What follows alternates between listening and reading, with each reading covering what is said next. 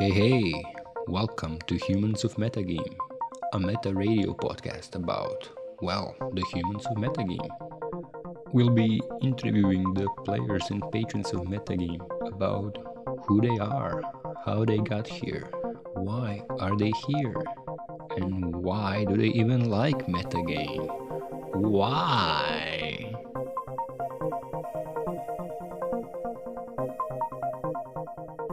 Hola, Misanth. Welcome. Hola, Piotr. We the sound. Yes, we began, and now we.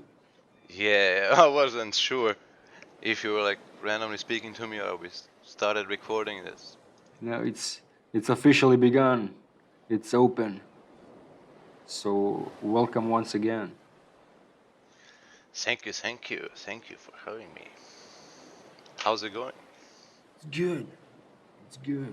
I can't say it's bad, except when I look at crypto, then it's bad. Aha! Then, then you need to stop looking. I try. I get these painful reminders on my phone. I get a notification. Ethereum has reached an all-time low.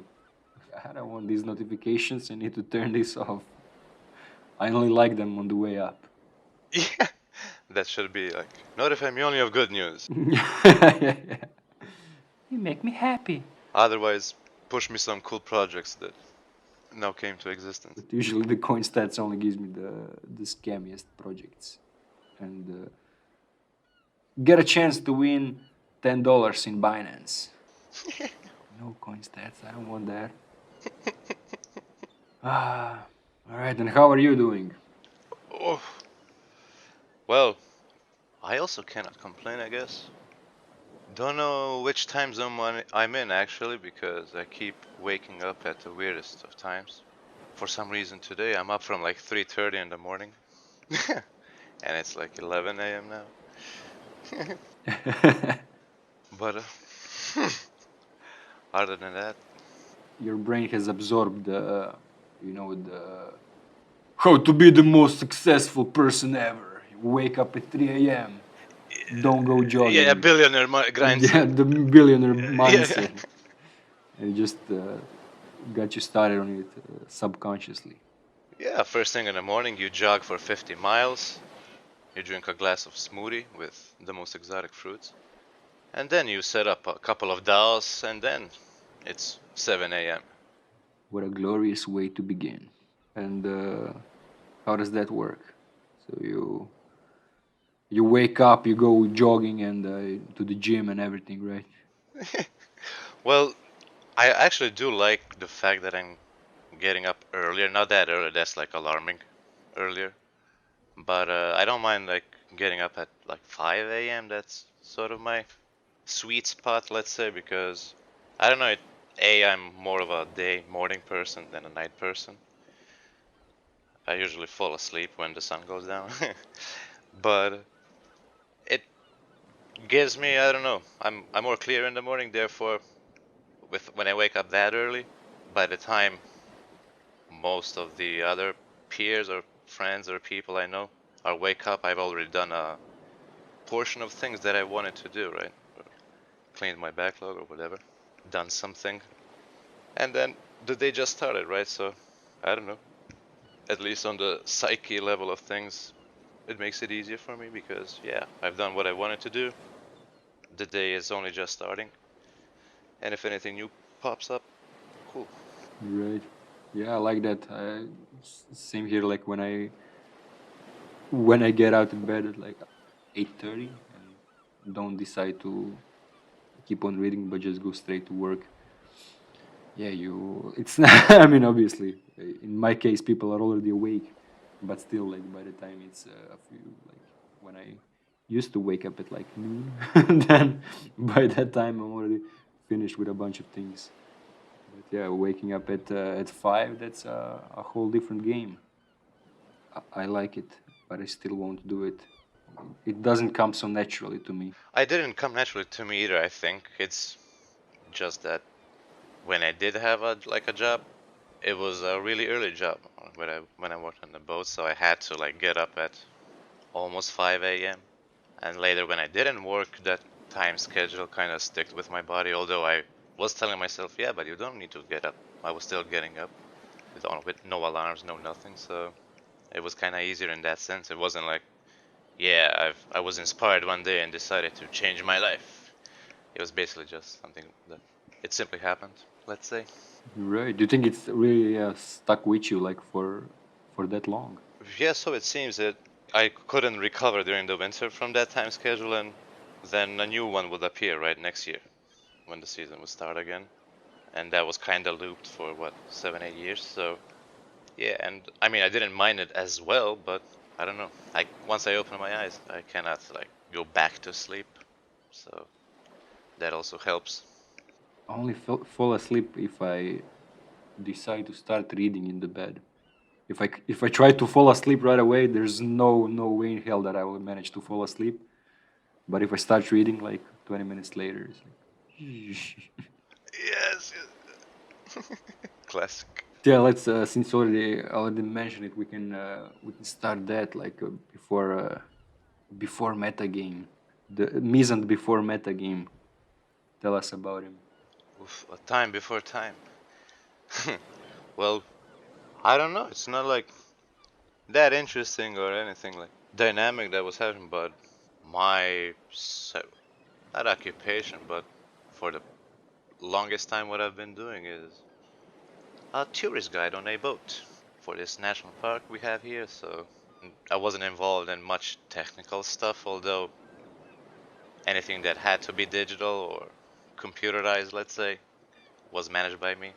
But I also liked that kind of thing, so communication was, let's say, my most thing.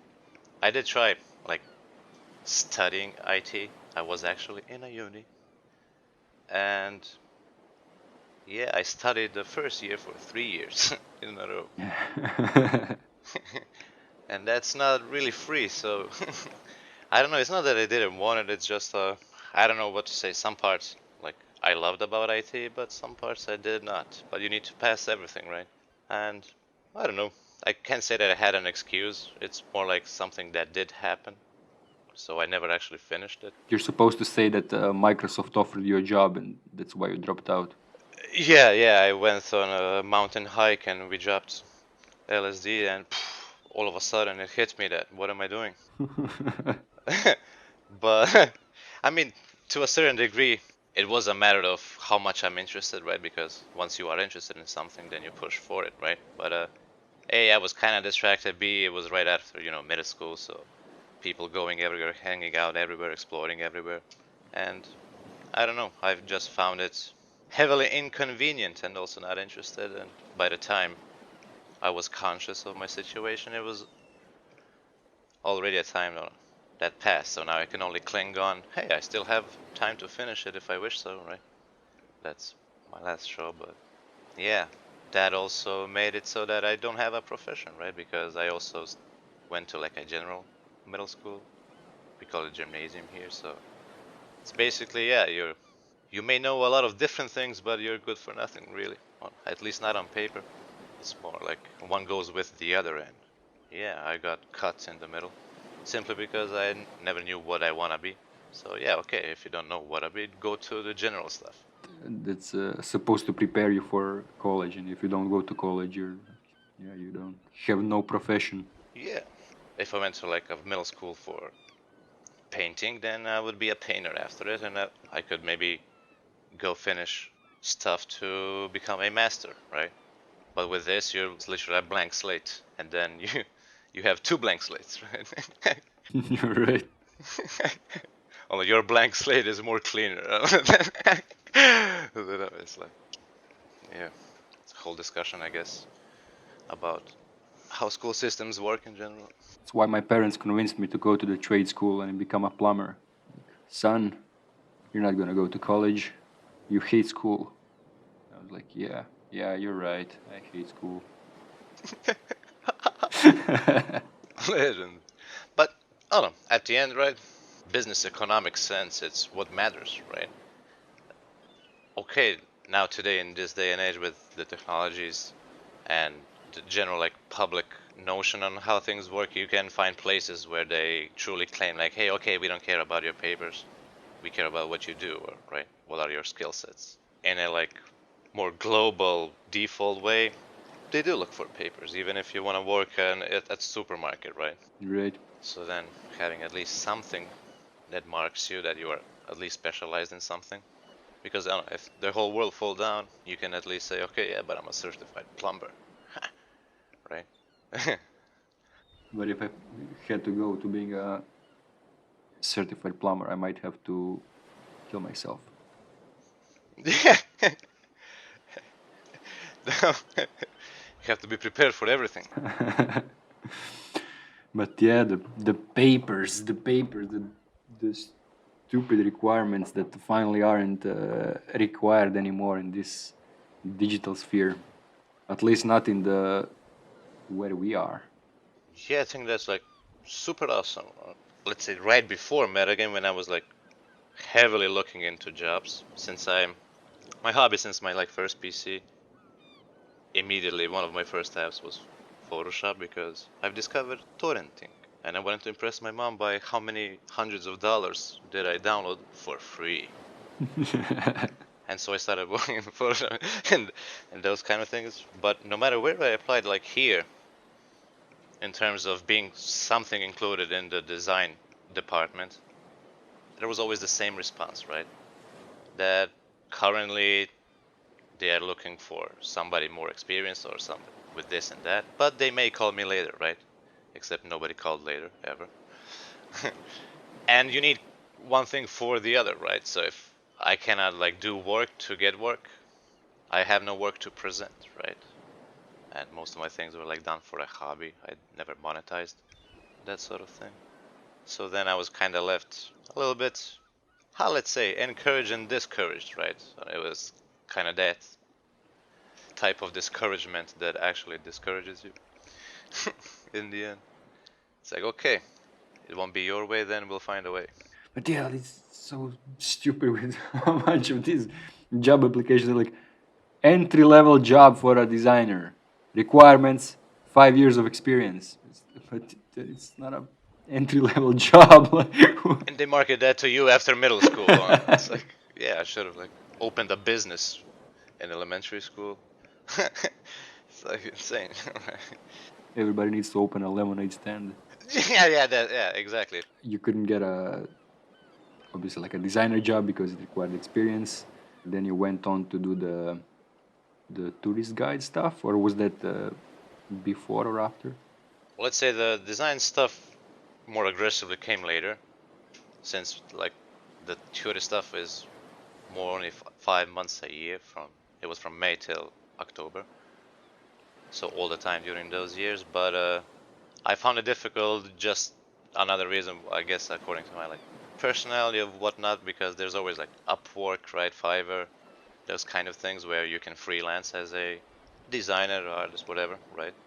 Yeah, that was my issue as well. I didn't know how to value myself, and there was a lot of like cognitive dissonance between what I think how things should be valued and what people are actually willing to pay, because there's always those situations where sometimes there are like $5 solutions that are better than those 150 ones, or when you simply see techniques or stuff that is used that you think you can at least be on par with in terms of your skills, but you don't have a track history to justify the pricing, right?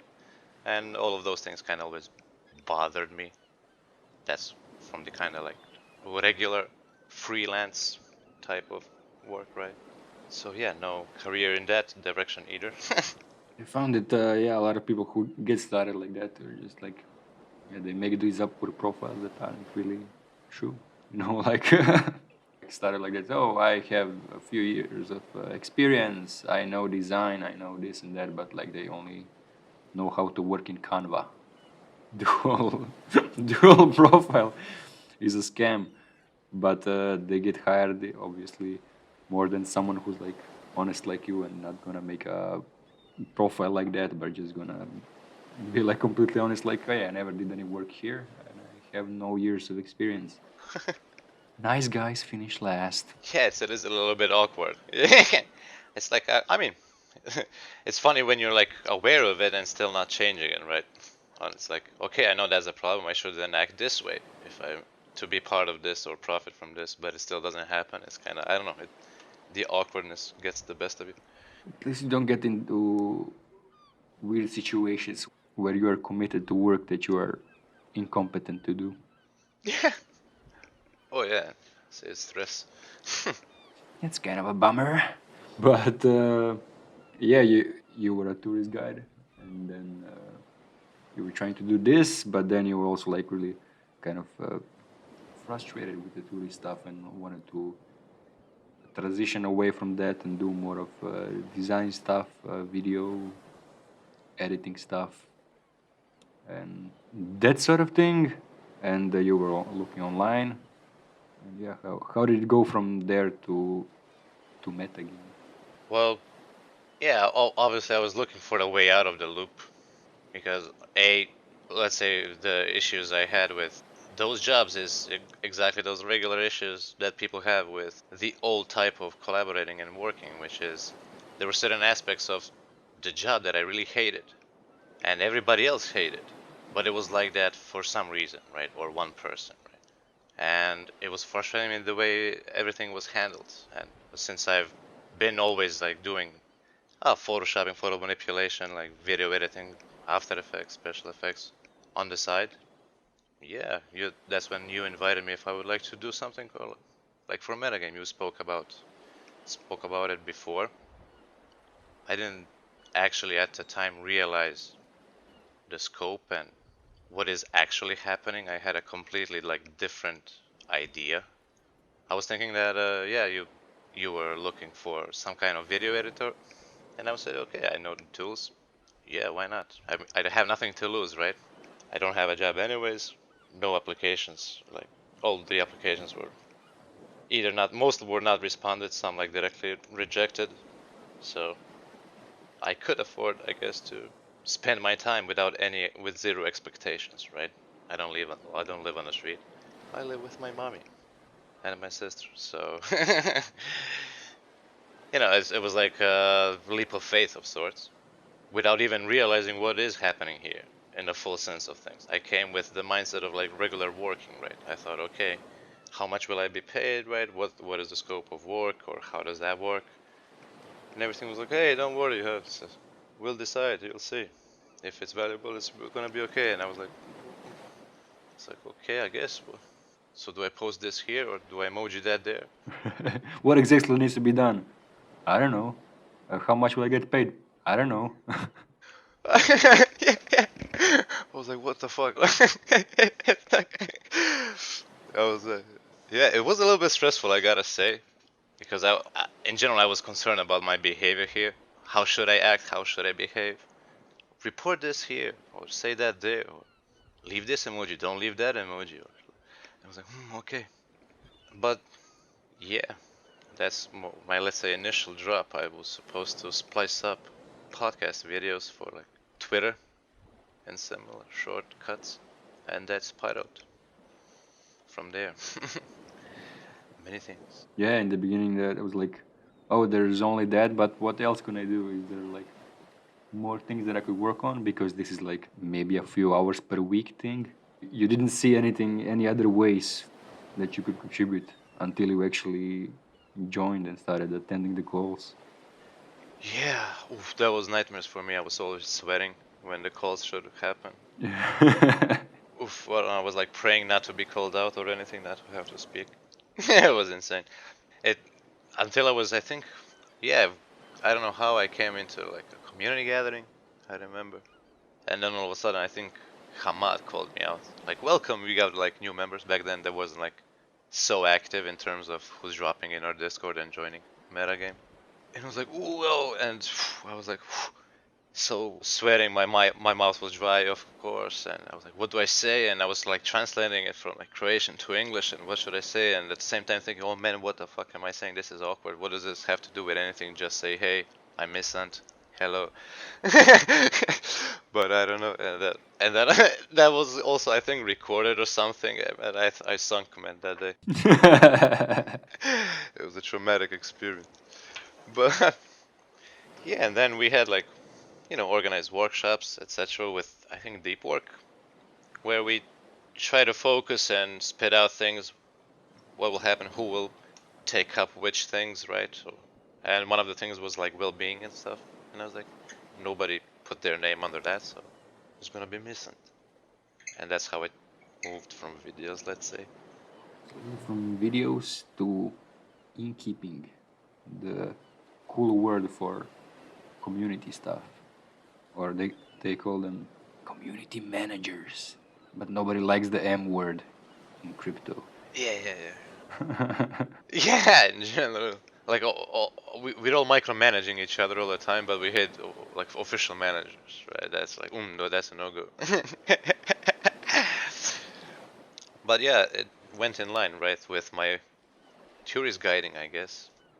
Your kind of personality type, not just experience. And was there soon after that you started doing the onboarding? Yeah, first it started like, okay, maybe I can like hang out on Mondays randomly in a voice chat, and if anybody wants to pop in, ask a question, let them pop in.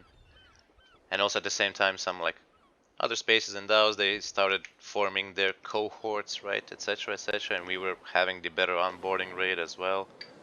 And yeah, one thing's led to another, and then we made it official, right, to have like a scheduled onboarding meetings and dive more deeper into how people come to our Discord, join our community, and etc., etc.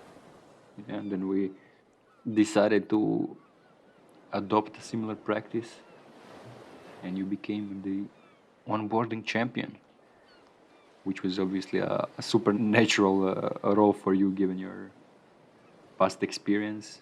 I really enjoy it, and it's kind of like my default.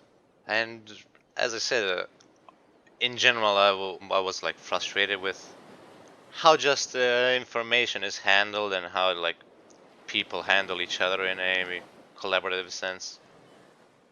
It's like in regular jobs, you always have these like everybody knows their position, right? By mere position in the company, right? And with that comes a lot of like either ego comes to fill out or like role playing, and I didn't like the attitude in general, how things were handled. So when I realized that here is the complete opposite, this was like a no-brainer to me, right? This whole like buzzword decentralized manner, which I mean it is, but it's greatly different, right? In a DAO sense, especially. It's like we are trying to do something good and well and change things, as opposed to hey, you are now working for me, do these and these things, and let's not dwell on questions now. You have the QA team if you want to address something, which are never available. Different way of working, trying it out. Yeah. But yeah, like initially, kind of came just hoping to be able to earn some money so you can stop doing the normal job. But that's not really why you stuck around. Yeah, not at all. Yeah, you're here 24/7, and you rarely even claim to do anything in editing to get money, even though you do things all the time. Yeah. Yeah, I mean, well, I guess everybody like seeks something, right? And is looking for something somewhere in the hierarchy of their needs, right? And given my like geographical position and being part of the third world economy, once I realized that I can meet like my bare minimums here by doing what I want, let alone putting like actual like sweat and going full on crazy, that enabled me to eliminate like the majority of the usual stress that comes with questioning or deciding on what you should do like in your life, right? And whatever. So I really saw this as an opportunity to not care about can I put this much time? Can I afford that? Etc. etc. And plus the community aspect of all of that. The amazing people I've met here, right? Played with, worked with, whatever we want to call those actions, right? It was mind-blowing to me, right? I don't know, it's like I would sacrifice most things just for the like intrinsic side of things here, at least, right? Yeah, you had your basic needs met, and that allowed you to just do things that you want to be doing, which happen to be hanging around with these cool people and doing other useful things around here. Yeah, let's improving stuff and creating stuff and making things happen. Move on from dreaming. Yeah, I think this kind of goes to the topic of basic income as well. Although here it's not like you didn't get it for nothing, but still, like after your needs were met, you continued working without asking for more. As like contrary to the people who are like against basic income, who are like, oh no, if people had their basic needs met, they would just be doing nothing. Yeah, it's really tricky, I guess, subject because in a sense it's like both yes and no, right? And a lot of times I also truly believe that simply sometimes when you give people everything for free, they don't have a reason to make effort, right? Or do stuff. But then on the other hand, that the fact that they don't have that security may be the reason why they are not motivated in actively participating, right, in the society. But definitely, I think I even see in MetaGame, metrics always exist, right? And whether you like it or not, certain things, in order for them to exist and come to existence, require like time, which not everybody has, right? And considering our economical situations, people can put more or less hours into creating things. So I guess whatever improves that aspect of things where people can allow themselves to invest their time as opposed to being restricted by their monthly budget or yearly budget, daily budget, right? Yeah, the more great things happen. And now even for me, like my whole life identify myself as a lazy person, and even I like continued doing things. Yeah. And the lazy aspect is always, I think, looked upon wrongly. On it's like lazy would be a general term, right? That means that whatever it is, you simply don't have the willpower to do it, right? But if you are lazy for most things, but then for things you are passionate about, you go ape style, then it's then you're not lazy. That means you're just disinterested, right? And Right. I guess it's just that, like the school was like the main metric, and like if you didn't do well in school, I guess you're a lazy person. yeah, you don't And study. That means you're I guess lazy. you're lazy for everything. Yeah. You don't do what's forced on you. How can you be so lazy? We cannot force you to do things. Yeah, it's like yeah, it's a very very loose term, like lazy, right?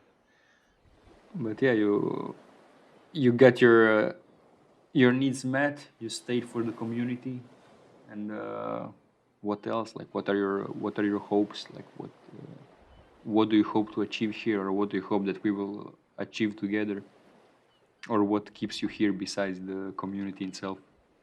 Well, the fact that all of this that we are trying to do is possible and we are working towards it, right? In general, like the roadmap we have set in mind, as general as it may be, it is still tangible, right? And I think that those problems that we are trying to solve are very much worthwhile and also very much within at least my reach to participate in and contribute, right? Or try to improve. Currently, that's obviously the community part, the onboarding part. But MetaGame is also about right collaborating and improving collaboration in a decentralized manner, right? The tooling that helps collaborating better, frameworks, and building the bridges between all of those who are enthusiasts like us as well, right? And are trying to change the current way of things. And I think that's like a really worthy prospect. I have in mind that at the bottom line, we still are like a community of live people, right? So a lot of the problems that we have are not necessarily even coordination problems. It's basic human problems, right? So it's, I don't know, a good feeling to be part of something like live like that, let's say. It's familiar, right? It feels like an actual like tribe community, right? Metafan. A sense of belonging, and there's definitely some higher purpose in like we're trying to do. Yeah, it's not just these cool people that you can hang out with, but yeah, I agree that it also like solves other like human needs on like starting from the sense of purpose that I get from doing this. Obviously, the community itself, and with the whole idea of like supporting each other and doing whatever we can to level up and find some things to work on that are meaningful to us, that are gonna help us level up even more and have fun with cool people, solve problems that seem worth solving. Exactly, yeah. And it's like all cool people. It's like skillful cool people, right? I don't know. I guess in general here in Web3, whatever you drop, and I'm excluding like random profile picture communities. There are certain strong ones, but in general it's like a printing mechanism now. But if you join like a DAO, it's most of the active participants are extremely like awesome all around, right?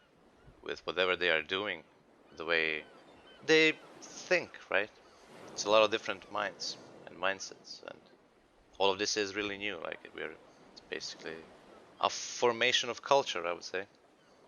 And I think it's going to get even nicer in that way in the bear market once all these cash grabbing projects and people disappear back into the woods. It's going to be just people like this that are here because they're interested in this stuff, and they have some skills to apply, or at least are really serious about learning and contributing rather than just chasing the opportunity. Oh yeah, will certainly be a good filter, right? At least in the intensity of the people that are around. I mean, everything and everybody has its place, right? But if you want to be like a part of a hype community, then be a part of a hype community.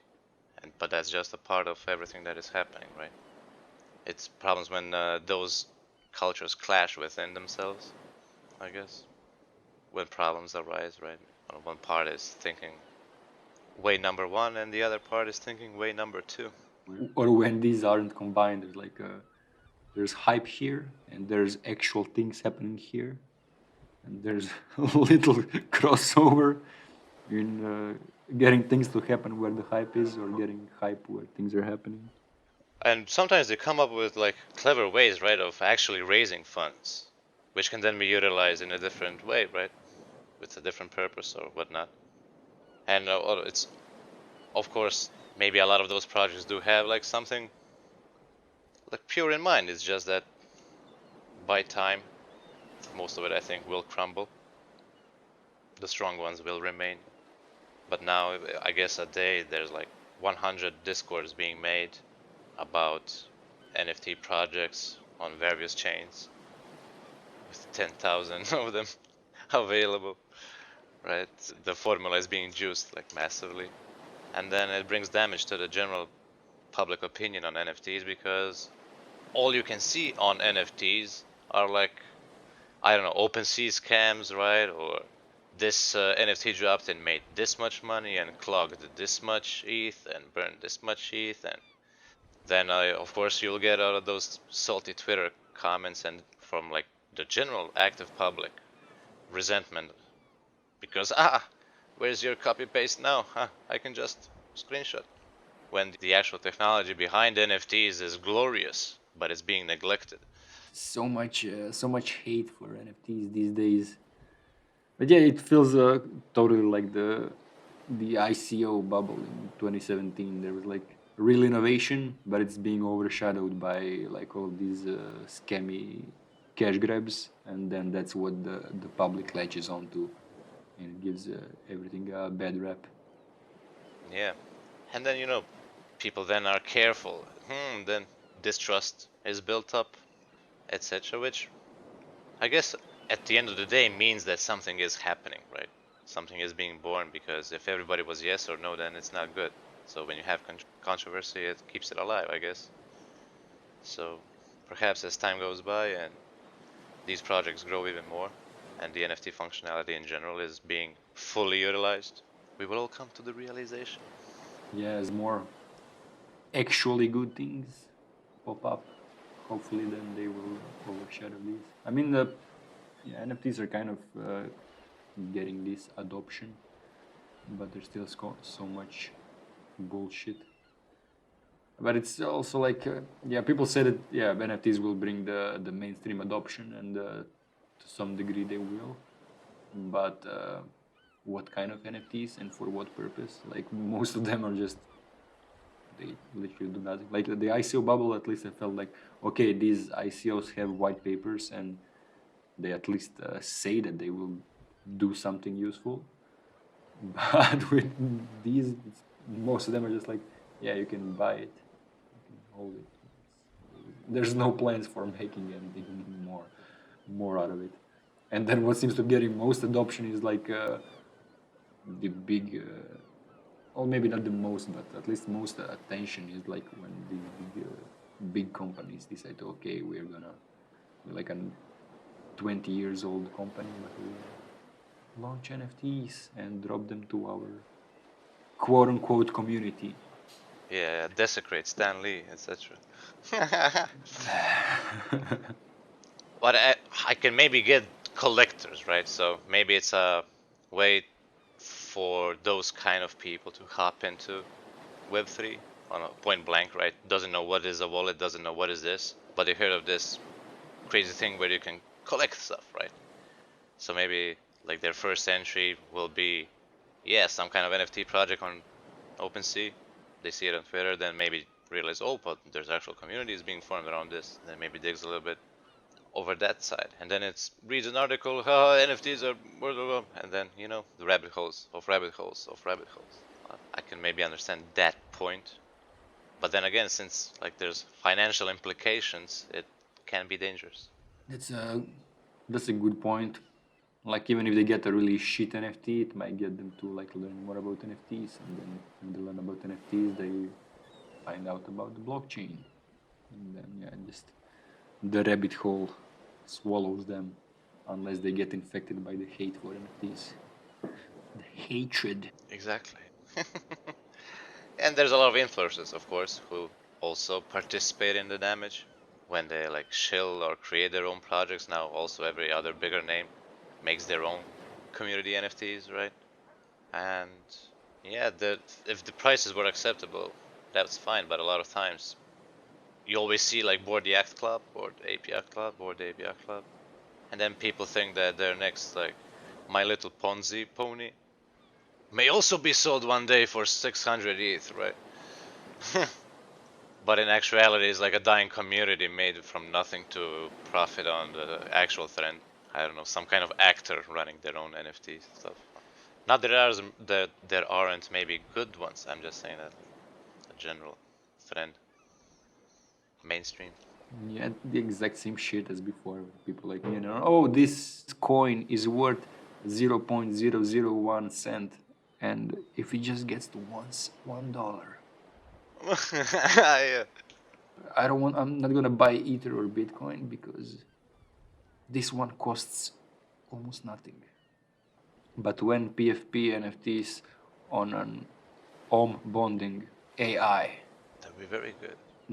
I used to think there's no market top until there are blockchain meets AI ICOs, but this time it seems like it's NFTs and Radio Dalmatia. Yeah, that was crazy.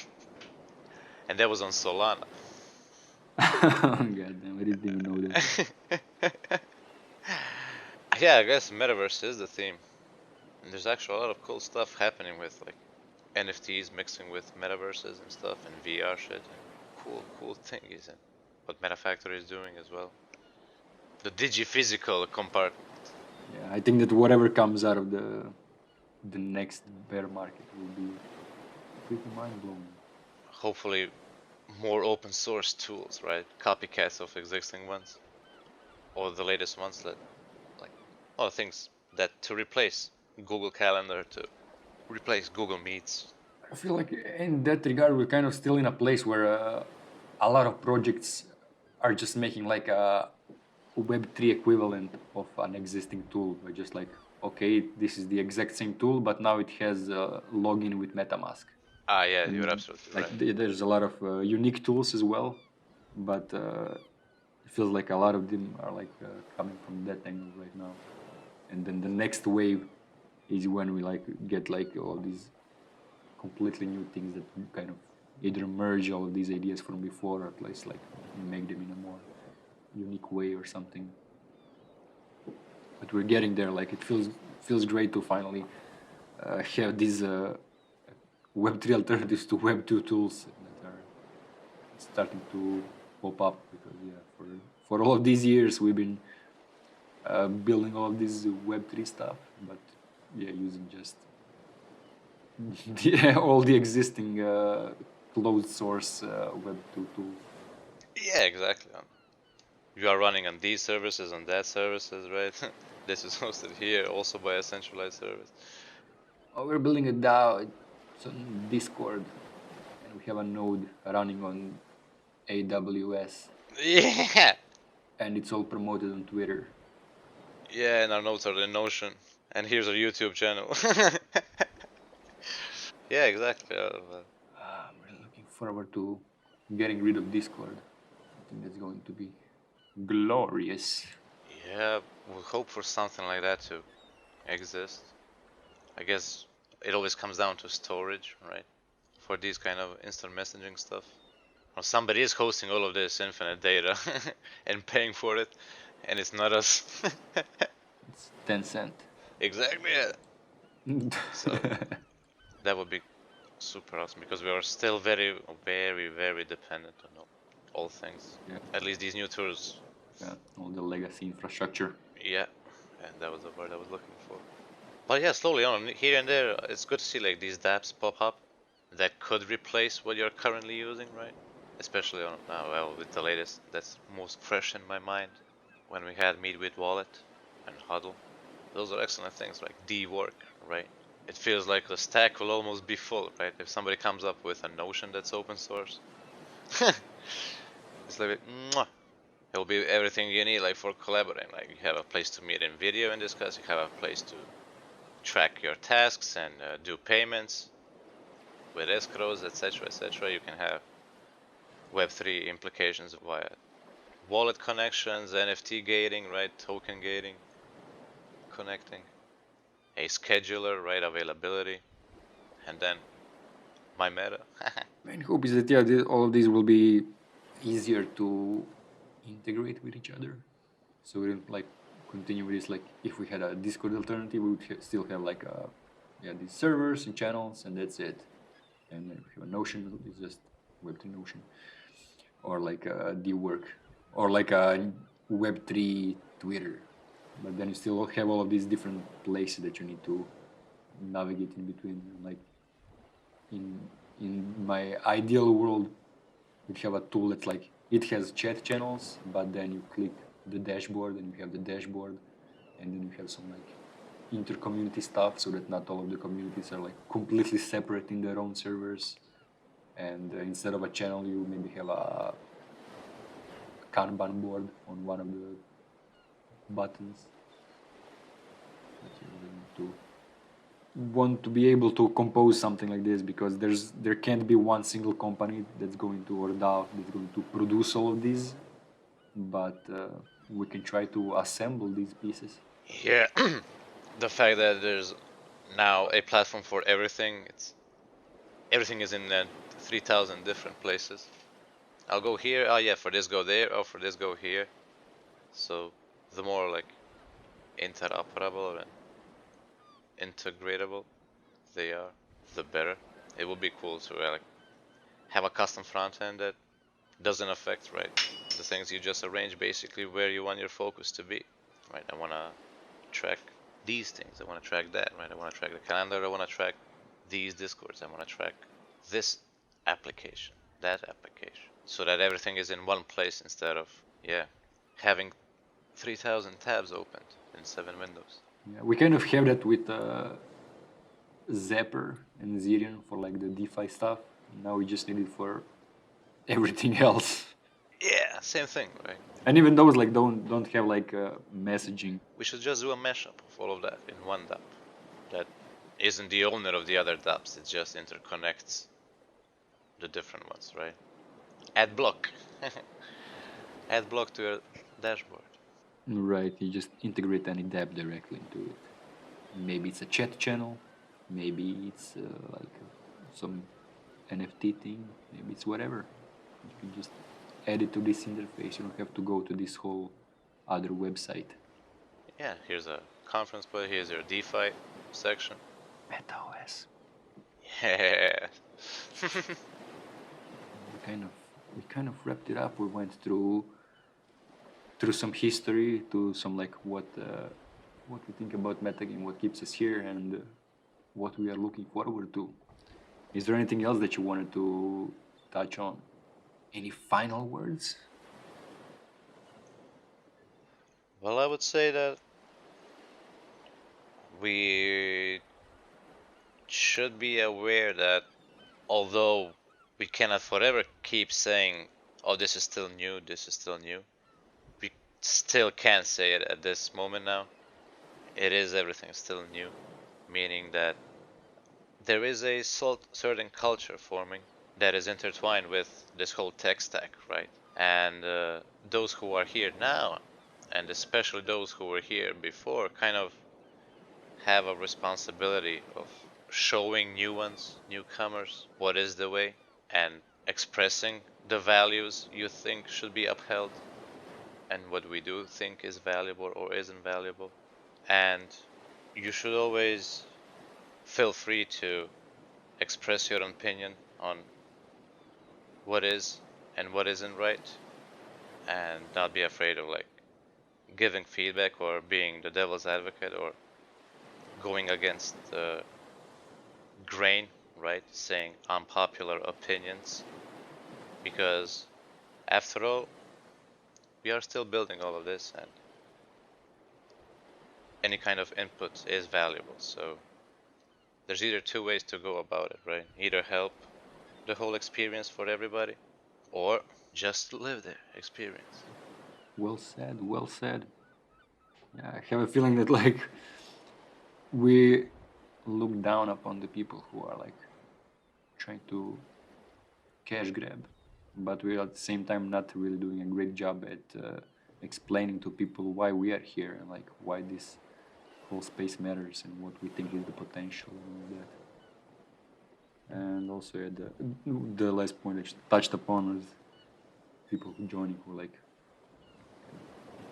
lack the confidence to speak up, when really like, yeah, we are all still figuring it out. We are no experts. Yeah, nothing is set in stone. We're still at the foundational level, right? So if we don't test things out and try this, try that, then either somebody else will, or we can all say goodbye. I mean, So you heard it. Just jump in. Don't be afraid to say things. Don't be afraid to try things. And give us feedback. And wait for the MetaOS. All right. Thank you. Thank you, Misanth. Thank you, Misanth. This was great. oh, thank you for inviting me, I guess. Against all of my awkwardness. Ha! But now it's actually far easier for me. That's one of the things that MetaGame helped me with on these constant voice calls. Made me more relaxed and like less concerned when having them, right, or joining them. I actually pretty much like them now. It's actually funny with you because like for you it's harder like in like voice than in real life. Yeah, At least that's what it seems to me. Like it's easier for you to like talk to people and not feel awkward in real life than when you got here and like really anxious about writing anything in the channels or joining the voice. exactly. Yeah, that's true. Yeah, that's funny. It is easier, kinda, in voice sometimes. Against that's the screen effect. Keyboard warriors. The opposite. Well, yeah, happy to have you here and thank you everybody for listening. And see you all around.